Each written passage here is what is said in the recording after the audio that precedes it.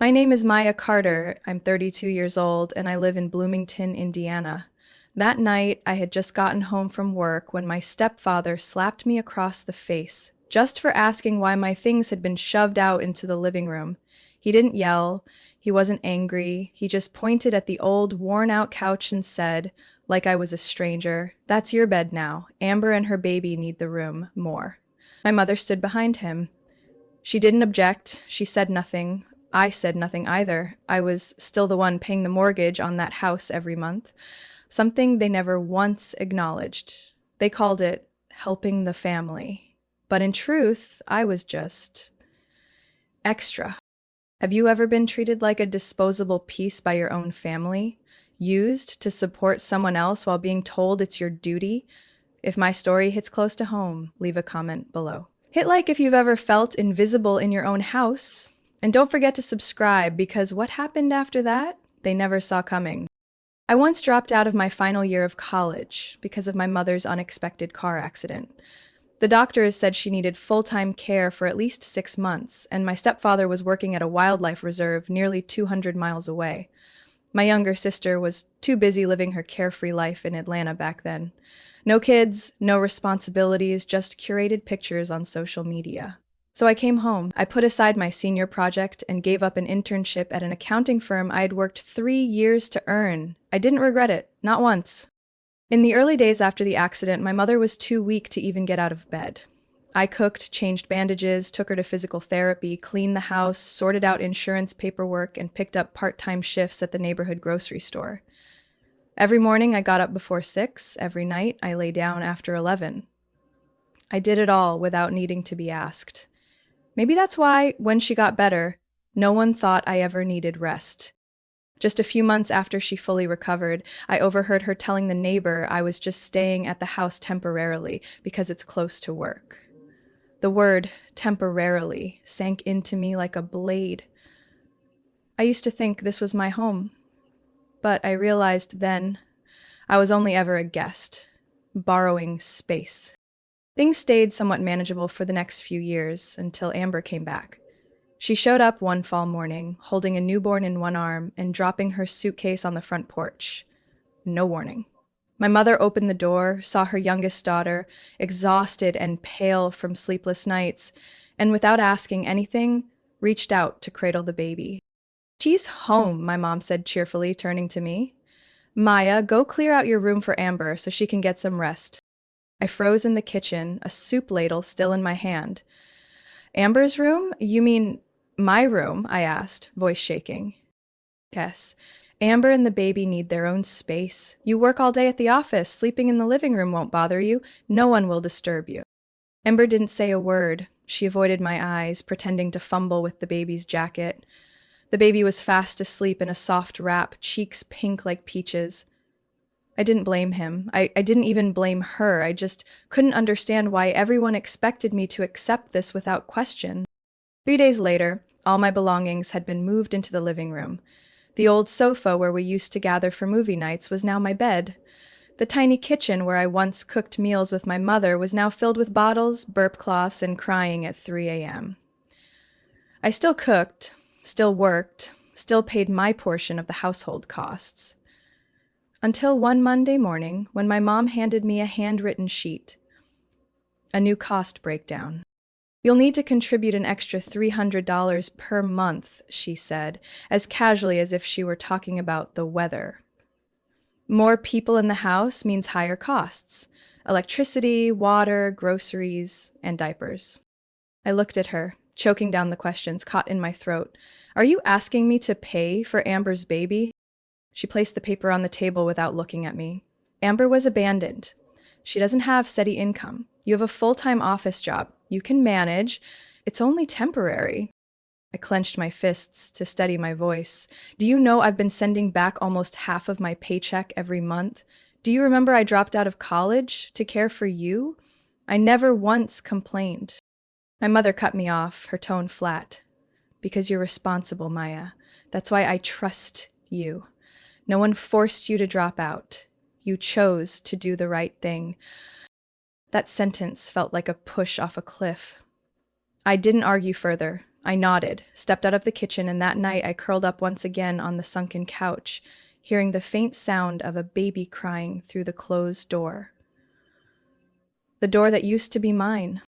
I paid the increased amount. I still cleaned the house while Amber napped or fed the baby. I still bought milk, toilet paper, and sometimes left snacks my mom liked in the fridge. I didn't know when I started calling all this normal. Maybe it was the moment I stopped answering the questions in my head. Maybe it was when I finally realized in this house, love always came with conditions, and I had stopped qualifying for it long ago. There were nights I woke not from the baby's cries, but from a weight pressing on my chest, the sense that I didn't belong, that the sofa was not only wrecking my back, but draining my spirit. I would quietly walk to the kitchen, pour a glass of water, and try to find a sliver of calm in what was once my home. But one night, when my feet touched the cold wooden floor, I heard voices coming from the kitchen, louder than usual. No crying baby, no background TV, just my mother and Amber. Mom was peeling an apple. Amber sat at the table, cradling the baby who had fallen asleep. Mom let out a dry laugh. Don't worry, Maya's not going anywhere. She's always been weak. She'll just keep putting up with this until we're done with her. Amber sighed, then chuckled. Honestly, I worry she might finally snap one day, but yeah, she's always been the one trying to please everyone. She covers the electric, the groceries. I haven't had to think about bills in months. I stood frozen behind the wall, still holding my glass.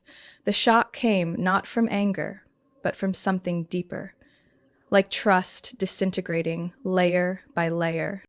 Mom continued, Did you see last month's electricity bill? Nearly double. But Maya pays on time, never asks questions. I just use her debit card. It's easier. You've seen it. Ember giggled softly. She once asked why I don't chip in. Remember? You just told her. Taking care of your kid is contribution enough. Their voices kept drifting through the dark, slicing deeper with every word. I backed away, heart pounding. I didn't cry. I just no longer felt like I lived in that house. The next morning, as I was organizing work papers at the small table next to the sofa, I noticed a pile of unopened mail on the shoe rack. Mom usually collected the mail and tossed it there.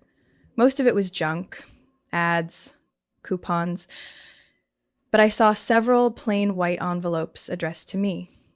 The print was official, the electric company, the water utility, the internet provider. Curious, or more accurately, haunted by what I had heard the night before, I opened one. It was last month's electric bill. The account holder's name wasn't my mom's. It wasn't my stepfather's. It was mine. I opened another.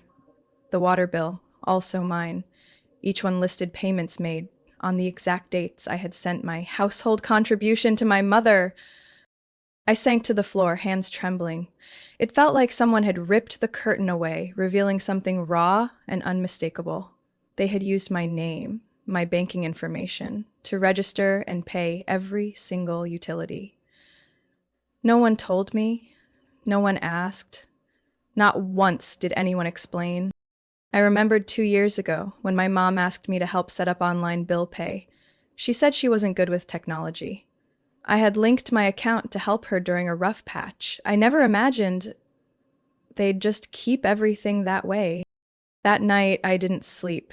I lay on the couch, eyes fixed on the flickering ceiling light.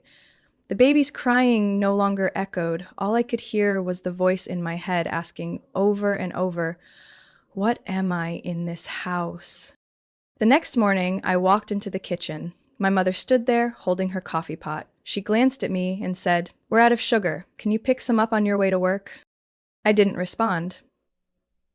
I simply gave a small nod and set my bag down on the table. But inside me, a storm was roaring. I didn't say that I knew. I didn't mention that I'd seen the bills. I wanted to see what else they were hiding from me. And the most painful part wasn't being used. It was being used by the very people I once believed were my home. I woke up earlier than usual that morning, startled by the loud clattering in the kitchen. The smell of pancakes and ham filled the air as I walked in, still groggy, my bare feet freezing on the cold wooden floor. My mom was busy flipping pancakes on the griddle, while Amber sat at the dining table, holding the baby and smiling brightly during a video call. "We're throwing Mason's 1-month party tonight," my mom announced, as if she were the head chef in a restaurant talking to her staff. "Make sure you help clean up the living room early. We need to rearrange the chairs, lay out the tablecloths, light some candles. Mason's dad's family will be coming, should be quite a crowd." I stood still.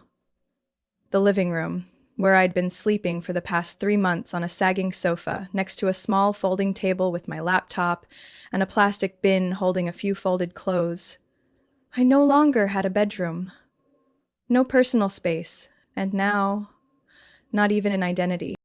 After breakfast, I cleared the dishes like I always did, then quietly gathered my blanket and pillow into a large canvas bag and tucked it away behind a makeshift curtain in the corner. I wiped the table, pushed the wooden chairs neatly against the wall, and fluffed the throw pillows, as if no one had ever slept there. My mom passed by, paused to look around, and murmured with the tone of someone praising a hotel maid, "Good, nice and tidy." That afternoon, the house began to fill up. Strangers came and went. There was the chatter of guests, the squeals of children, the mix of cheap perfume and warm food clinging to the air. I stood by the sink, slicing fruit onto a tray, working quietly without being asked. I just couldn't stand the mess. As I brought the fruit tray out, a middle-aged woman with softly curled blonde hair and flawless makeup stepped into the hallway and stopped me. She smiled politely, holding a glass of red wine. "Are you the nanny? Or are you the housekeeper?" I froze for a second. My eyes instinctively avoided looking toward my mother, who was standing nearby. The woman must have sensed my discomfort. She chuckled lightly, as if to ease the moment. "Oh, I didn't mean anything by it. You just seem so busy. I've seen you cleaning, setting up, running around. You're really holding the place together." Before I could answer, my mother walked over. She didn't smile, she didn't look awkward, she just gave a small nod, barely noticeable unless you were standing as close as I was. "She's just here helping the family," she said, with the same detached tone you'd use to describe someone who wasn't part of the story. I turned away, retreating down the hall, rushed into the bathroom, and shut the door behind me. The noise from the party still slipped in through the cracks, but all I could hear was the sound of my own breathing, uneven, shaky. My chest heaved, my throat burned. I gripped the edge of the sink, trying to steady myself. I couldn't. Everything was rising to my throat. I bent over and threw up. Not from the food, not from any illness, but from something deeper I couldn't even name. It wasn't exactly anger. It wasn't shame either.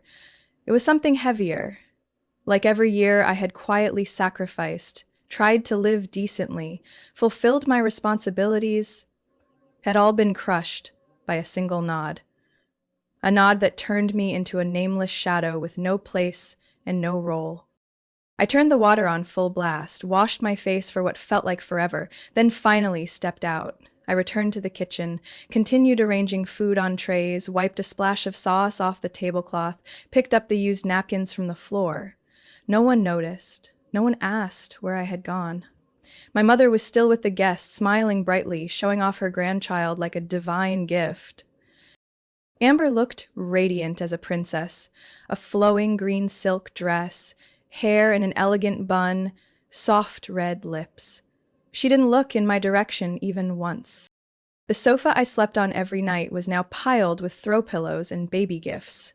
My canvas bag of bedding had been kicked under the table into a corner. There was no sign I had ever existed there. I backed away to the rear kitchen, poured myself a glass of water, set it on the table, and sat down. I looked out through the glass door into the backyard. The grass was green, sunlight fell gently across the rooftop like gold dust. Beautiful, peaceful, but not meant for me. I took a sip of water, my throat still parched. I sat there like a ghost, in a house that once was mine, but now belonged to people who no longer saw me as part of them. 3 days after the baby's party, when the house had returned to its usual false calm, I found a thick cream-colored envelope neatly placed on the small table next to the sofa. No one mentioned it. No one claimed they had put it there. I picked it up, eyeing the printed name on the front. The sender, a law office representing the property owner. I opened it and unfolded the papers one by one. My eyes scanned the dense legal text until they stopped at a bolded section, notification of ownership change, and co-signature rights for property located at. I reread it a second time, then a third. It was the exact address of the house I lived in. And right below, under current owner, Amber Holloway, my name was gone. I sat there for a long while, numb. Then I stood up, took the papers, and walked straight to the dining room, where my mom was folding napkins and my stepfather was wiping a glass vase. I want to know why my name was removed from the house deed. They both froze. My mom blinked, feigning surprise. What? What are you talking about? I held out the papers, setting them down firmly on the table. I just received this from the landlord's attorney. It clearly states that Amber is the new listed owner. This is the house I've been contributing to since day one. My stepfather barely glanced at it before sighing like I had interrupted his evening. Your mother handled that. We transferred it to Amber for long-term stability. You're not planning to start a family, right? I clenched my fists. So that's your reason for erasing me from the house I live in, the one I've paid toward every single month, from legal documents I once co-signed? My mother didn't look up, still folding napkins like nothing had happened. You're overreacting, Maya. Families evolve. You have to adapt. Amber has a child. She needs legal security. Well, she paused. You're stable. You're not tied down. You understand, don't you? I let out a dry laugh, my chest tightening like ice. Stable. Has anyone ever asked if I was okay? Or do you all just assume because I don't complain I can be pushed aside whenever it's convenient? No one responded. I walked out of the room, feeling like my body was full of wet cement. That night, I didn't eat dinner. I lay on the sofa, a thin blanket over half my body, the house deed still on the table like a fresh wound. I opened my laptop, unsure what I was even looking for. Maybe I just needed to prove to myself I wasn't crazy. I logged into my bank account. At first glance, everything seemed normal. Paychecks deposited regularly, the balance modest but intact. But as I scrolled further back, about a year, I saw a pattern of small withdrawals. At first it was $20 here, $50 there, then a few hundred. And more recently, withdrawals of $800, even $1,200, all routed to the same account, a string of numbers I didn't recognize with no attached name. My throat went dry. I opened the automatic payment settings. A long list appeared. Half of it I'd never set up. Utility bills, internet service, even monthly homeowner fees. All of them listed as authorized by Maya Carter. I shakily logged into the auto transfer setup. In the section marked Priority Beneficiary Accounts, one name appeared clearly, Amber Holloway. I collapsed into the chair, holding my head in both hands. It wasn't about the money. It wasn't about the deed. It was that all this time I had been living under the illusion that I was helping a family in need. Turns out I was just a walking wallet. I didn't sleep that night. I just lay there, eyes wide open, my back aching from the sagging sofa, my heart aching from the truth laid bare. A house I once believed was my safe haven, now held not even a corner where I belonged. Not on paper, not in their hearts, not even in their memory of all I had done. I hadn't even caught a wink when a soft knock came at the door on Saturday morning. Not loud, not urgent, just 3 gentle taps, as if the person outside didn't want to disturb me. I opened the door, still wearing the crumpled pajamas from the night before. Standing there was Agnes. My grandmother, 78 years old, with a thin sweater draped over her shoulders, her silver hair tied neatly at the nape of her neck, and holding a small paper bag. She didn't say much, just looked at me quietly for a moment before placing the bag in my hands. Don't ask right now, just look inside. I closed the door and sat down beside the coffee table, hands trembling as I opened the bag. Inside was an old photocopy, the edges yellowed with age, but the text still sharp and clear. It was the home purchase contract, with my signature next to my mother's, clearly marked co-owner. Maya Carter. The date was over 10 years ago, when my mother had just been approved for financial assistance, with the condition of having a co-signer with a stable income. I remember I was only 22, fresh out of college and working just a few months, but I agreed to co-sign so Mom could buy the house she dreamed of. I didn't ask for anything in return. I simply thought, that's Mom. I trusted her. But all those years afterward, she never brought it up again. The house gradually became a place where I was only allowed to exist, never to speak. But Grandma remembered. She had kept that paper for 10 years. I held the contract copy, my hands gripping so tightly the paper wrinkled. Everything they took from me, every word they used to force me into silence, was based on a lie. I never removed my name from that contract. I was still a legal co-owner. They secretly transferred the ownership to Amber, forging new papers without ever consulting me. And that meant, if I took action, I still had a voice. I stood up and walked down the hall to my mother's bedroom. The door was closed. I raised my hand and knocked 3 times. Silence. I knocked again. From inside came my mother's tired, annoyed voice. "What is it?" I kept calm. "Mom, I need to talk. About the house. About the papers." The door opened. Not my mother, but my stepfather. He stood tall, arms crossed, his eyes cold, as if I were an unwelcome guest. "I'm busy," he said shortly. "I have proof that I'm still the legal co-owner of this house. I have the original contract." I held up the paper. My mother stood behind him but didn't come out. She just glanced at the paper, then turned away. My stepfather looked at me, then chuckled softly. "You really think that old piece of paper means anything? Aren't you ashamed? After all these years mooching off this house, now you want your rights back." My throat tightened, but I didn't bow my head. "I've paid most of the mortgage for the last 3 years. I've had enough. This isn't mooching, it's exploitation." He stepped closer, voice lowering. "You're nothing but a parasite in this house. No husband, no kids, no future. You should consider yourself lucky to stay here. Now get out before I have someone show you the door." I stood there, contract still in hand, each word cutting like tearing flesh. But I didn't back down. I took a step back, not out of fear, but to steady my hands. Then I turned and walked away, past the hallway, through the living room, where my bedding had just been kicked off the couch, and back to the sofa.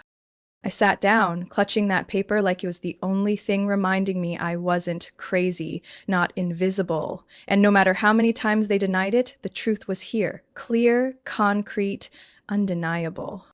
I was no longer part of their family, but I was still named on this house, and that was the beginning. There was no room left for silence. I went to the lawyer's office on a rainy Wednesday afternoon. On the way, my hands still held tight to the contract copy my grandmother gave me.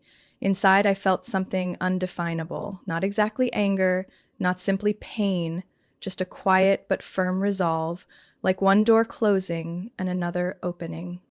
The person I met was attorney Olivia Burns. She was about 40, petite but sharp-eyed. After hearing my story, she didn't interrupt once. She took careful notes and occasionally nodded.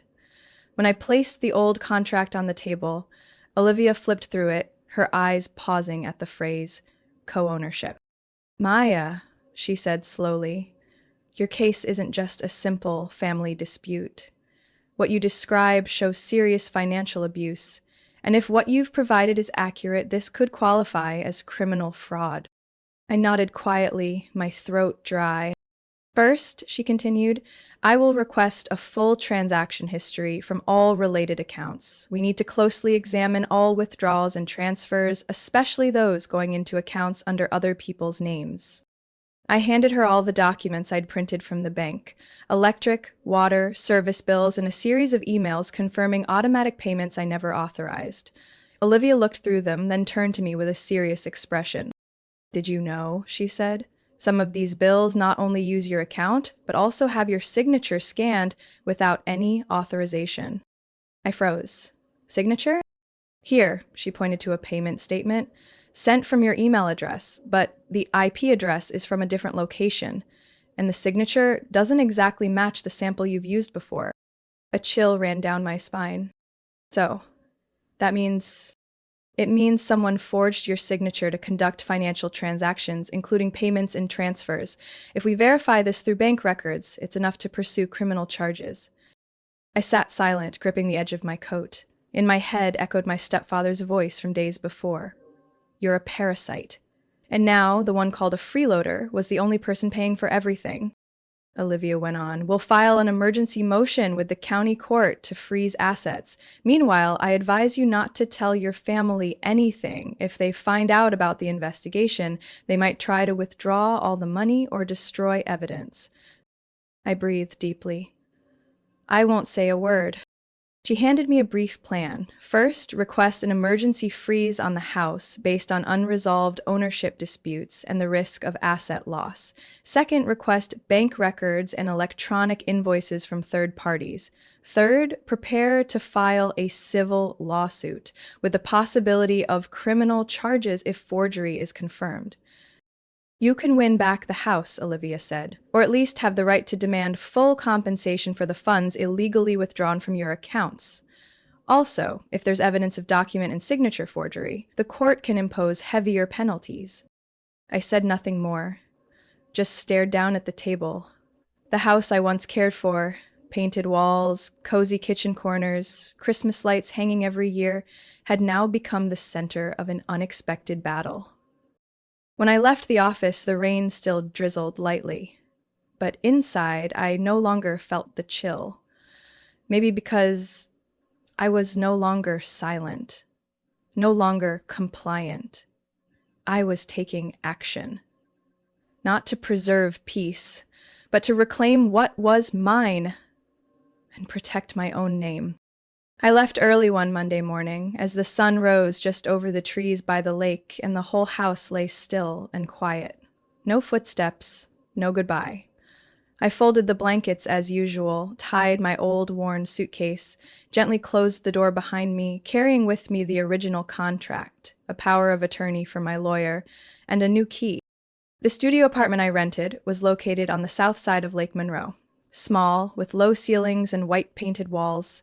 The only window faced the cool blue water. No shouting, no babies crying in the middle of the night, no prying eyes whenever I opened the fridge, just me and my own breath. I slept a solid 8 hours without dreaming that first night. When morning came, I brewed coffee, opened the window, and listened to the wind rustling over the roof tiles. I never thought such simple things could quiet my heart so deeply. No one called me a burden. No one demanded extra money for electricity. A week later, Olivia texted me 3 words. They accepted it. I didn't ask for more. I just pictured the scene in my mind. That morning, while Amber was still in her pajamas, nursing the baby on the porch, 2 law enforcement officers and my legal representative showed up at the house. They knocked, probably polite, but firm, holding the asset freeze order signed by the county judge, stamped with a bright red seal in the lower right corner. My stepfather opened the door. He had no idea what was going on. Olivia later told me in a quick meeting that he frowned and loudly demanded to know who was behind this. The legal officer simply held out a copy of the contract in front of him. The original co-owner is Maya Carter. This is an official court order. You and anyone not listed as a lawful owner must cease all activity involving this property until the dispute is resolved. Amber stepped out of the bedroom, her hair still messy and face unmade. Maya?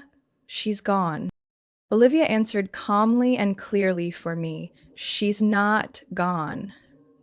She has legally authorized us to protect her infringed ownership rights, and currently she has full evidence proving she's been the primary payer for the expenses over the past 3 years. I heard the story without needing much imagination. I'd seen enough to know how they'd react. Amber screamed, called her mother. My stepfather grabbed his phone, demanding to speak with the judge. But the law doesn't bend for emotions. The freeze order prevented them from transferring, renting, or modifying any part of the house. The bank account used to receive the funds withdrawn from me was temporarily locked for investigation. Police carried a warrant to inspect suspicious signed bills. Every step was lawful, every move was documented. Olivia told me, when people get used to living off someone without question, they think they'll never have to pay the price. I said nothing. I just quietly stared at my phone screen where my mother's last unread message still blinked. I felt no joy, no pain, just a still emptiness like a windless lake. No voice in my head telling me to endure, no one calling me the invisible member. They thought I'd stay silent forever. They were wrong, and no yelling was needed, no arguing, just law. And my name. My name on the house I once protected brick by brick. The call came on a Saturday afternoon while I was standing in the kitchen pouring coffee. The screen flashed a name I'd avoided looking at for weeks. Mom. I let it ring 3 times, then picked up, holding the phone lightly to my ear without saying a word. On the other end came heavy breaths. Then her voice cracked as if she'd been crying all night. Maya. I didn't expect things to get this far. I didn't think you'd push so hard. Her voice trembled with none of the toughness from before. I'm sorry. I was wrong. We're family, dear. Families should always try to find peace. I closed my eyes, my hands still wrapped around the steaming cup of coffee. Silence stretched for a few seconds. I waited for some feeling to rise. Pain, anger, pity. But all I found was a faint emptiness. I spoke, calm beyond reason. Do you remember that day when a stranger looked at me and asked, "Are you the nanny?" And you nodded? Silence. No reply. No breath. I didn't wait. I hung up. My phone buzzed several times afterward. Mom, Amber, even my stepfather. Names appearing one by one, then disappearing. I didn't answer any calls, didn't text back. I sat by the window, watching the lake ripple gently with the wind, a place where no one knew me and no one used family ties to crush me with silent guilt. 3 days later, following the court order, Amber was forced to leave the house. The repossession took effect as soon as the legal ruling confirmed I was the original co-owner and main contributor for all this time. Their unclear financial dealings, combined with proof of forged signatures, had stripped their defense of any weight. My neighbor next door, Mrs. Lillian, my former high school biology teacher, sent me a brief message. She cried, Maya, but just like when she broke someone's window in 10th grade and blamed the kid, everything eventually comes to light. I read the message, feeling lighter. I wasn't happy to hear about my sister's tears, but I felt comforted knowing I was no longer drowning in denial. A week later, I signed papers to sell the old house. It wasn't worth a fortune, but enough for a down payment on the studio apartment I'd been renting under my name alone. No sharing, no co-ownership, no strings attached. When the agent handed me the deed to sign, I put my signature clearly and firmly. I signed without anyone standing behind me, demanding or silently erasing my name from a previous signature. The apartment wasn't large, but it had a small balcony big enough for 2 lavender pots. By the window stood the wooden desk I'd bought and assembled myself, screw by screw. Every morning I brewed my own coffee, opened the window to the breeze, and didn't need anyone's permission to breathe in peace. I no longer lived to please anyone, and more importantly, I no longer wondered if I deserved to live like this. Everything I have, I fought to reclaim. No noise, no complaints, just the truth and the rightful signature bearing my name. 6 months passed, summer in Bloomington softened, the sun no longer harsh, but gentle, like the last breath of the day. The corner street where my apartment sat had changed. The wall, once chipped and weathered, was freshly painted a rustic cream, large glass windows opening onto a tree-lined street. Inside, a small cafe called Stitch and Steam. The name came to me one evening as I folded the old quilt my grandmother had given me. I'd kept it since leaving the old house. a patchwork hand-stitched with small blue and silver-gray squares, meticulously sewn like the fractures of my own soul, healed over time and awareness. I don't hang diplomas on the wall, nor do I display grand photos. I just framed that quilt and hung it high, right above the wooden bookshelf by the door. Everyone who enters sees it. My grandmother moved in with me at the start of fall. She brought a small suitcase, a few classic novels, a white porcelain tea set, and a jar of peppermint candies. When I asked, "Why didn't you stay in the old house?" she simply replied, "Because here, when I look at you, I see you as yourself." I needed no more than that. Every morning, she's the first to rise, brewing the first pot of tea and arranging the local newspapers. I open the cafe doors, prepare coffee, sweep the patio, and stack wooden chairs. Regular customers come by, a retired piano teacher, students seeking quiet study space, early risers grabbing coffee to go. Everyone smiles and calls me by my real name, with no roles attached, no forced titles. One afternoon, while wiping down the counter, she came over holding an old envelope. "I was the co-signer when your mother borrowed money to buy that house," she said calmly. "Without my signature, they wouldn't have gotten approved. I did it because your mother didn't qualify on her own." I was silent, took the envelope. Inside was a confirmation of the financial guarantee from years ago, with a faded signature. Below it, a handwritten note. "For Maya, don't let anyone take away what you helped create." I sat in the wooden chair by the table, still holding the paper, eyes stinging. "I always knew," she said. "I was just waiting for you to see it with your own eyes." I placed the paper on the table, looked up at her. "Are you sad that it came to this?" She smiled softly. "No, because you finally stood up for yourself." In the days that followed, I no longer lay awake at night, nor did I scan the room wondering if someone was watching me, or silently moving my things without warning. I had my own key, my own schedule, and a space where every corner was chosen by me. One time, a customer asked, "What does your cafe's name mean?" I smiled. "It's about things that were once broken, but sewn back together, by hand and by heart. And steam, the thing that helps every coffee bean bloom." The customer smiled. "Beautiful, like life that's been brewed." I said nothing more, just looked out the window where the late daylight shimmered on the lake. In that frame, I saw myself, not a shadow of anyone, not someone living on pity. I used to think I needed recognition to exist, but now I understand. Peace doesn't come from anyone else's permission. Peace comes when we choose ourselves every day, whether others do or not. And here, among the smell of coffee and the clink of teapots, I have chosen myself. No asking, no bowing, no need for anyone's approval. What would you do if one day the people you loved most turned their backs, took everything from you, and called it loyalty? If it were you, would you stay silent like I did, or stand up like I did? I don't wish anyone to endure what I went through, but if you ever feel like a shadow in your own home, remember, you are not alone.